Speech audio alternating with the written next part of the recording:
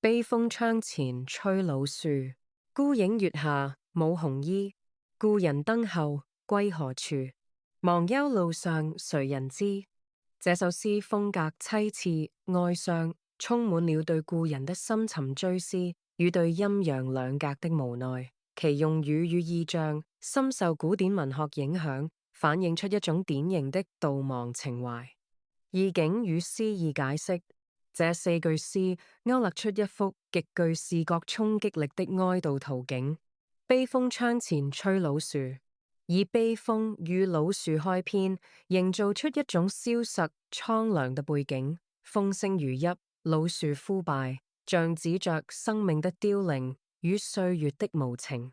孤影月下舞紅衣，這是一個極具張力的意象。孤影對應月色，顯得格外凄清，而紅衣在傳統意象中常帶有濃烈的情感，甚至與婚禮、誓言或某種刻骨銘心的記憶相關。在月下獨舞，表達了思念者內心深處那種孤寂而近乎瘋狂的執着。故人燈後歸何處？